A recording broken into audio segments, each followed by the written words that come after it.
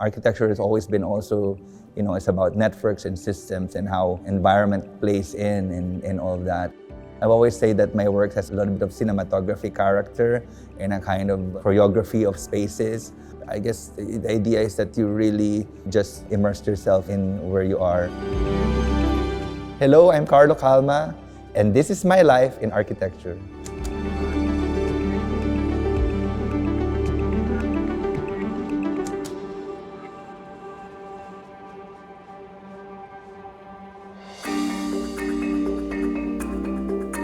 My interest in arts and architecture has always been my influence, I guess, with families, because I'm surrounded always with my dad in construction and engineering, and my mom is in the terracotta business, in the arts, and as well as all our family are all into either fashion or architecture or a different type of medium. I was always surrounded with, even growing up, thinking about the quality of design and thinking of space.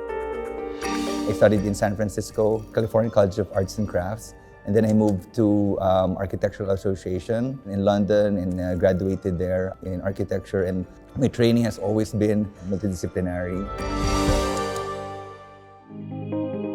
So when I start a project, I've always been inspired of the place. So you see the kind of context and that grows the kind of architecture concept. Of course, I look at the site and how I want to kind of celebrate it. In Asador, it's really about working with the landscape, working with all the trees.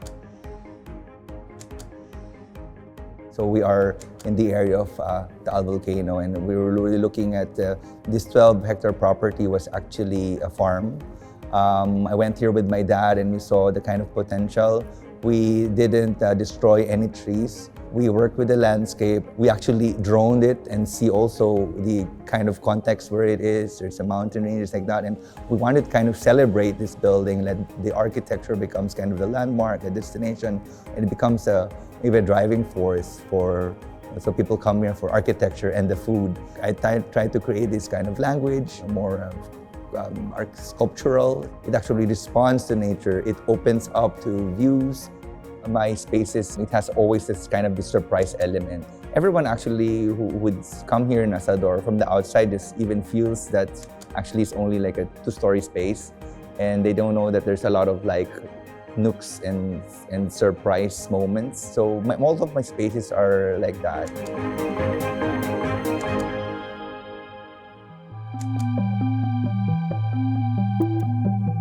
The Loop House is very interesting because we have a client. The husband is a bike enthusiast and the wife is an artist actually.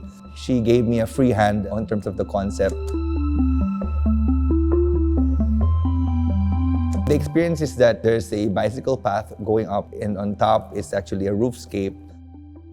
I always add these kind of art elements and kind of this whimsical elements because you will go into this kind of space and you're surprised because there's this loop inside. So it's actually inside looks much like of a museum that can change through time. It's interesting because as you go up, it feels like as if you're going up into a mountain, because we created these kind of plant boxes, or actually terrariums, that go in and out of the space. So there'll be a terrarium in the middle of a living room. There'll be a terrarium near his artist studio.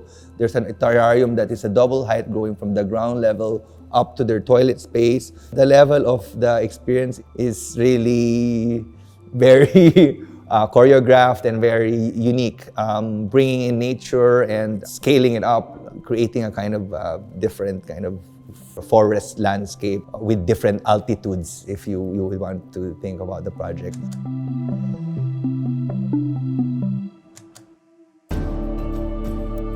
So the concept of the World Expo in Osaka, it will open on April 13, 2025, and it will run for 6 months. So the concept of that will be the concept of woven. It's a very interesting project because the master plan is designed by Su Fujimoto. The whole building is made of these rattan and woven in Cebu.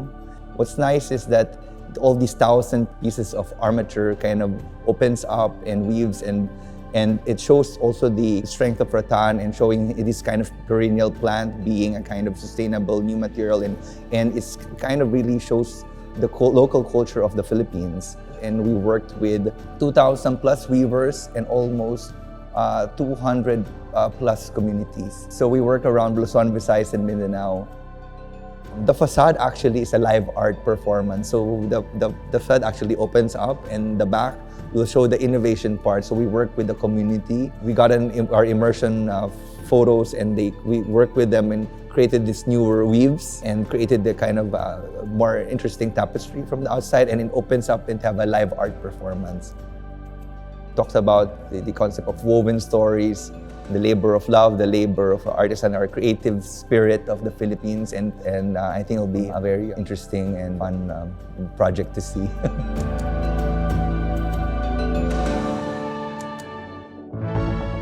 All of my spaces, there's this kind of experience quality now. I'm trying to create a more daring architecture, but also daring experience overall, and actually that ignites happiness. I think that's because I always try to challenge myself.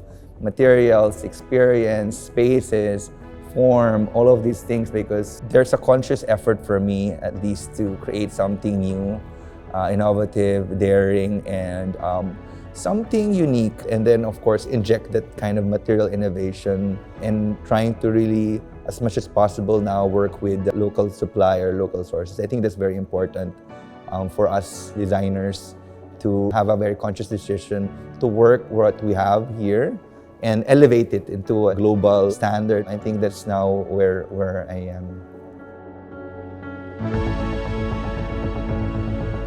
Thanks for watching. I'm Carlo Calma, and this is my life in architecture.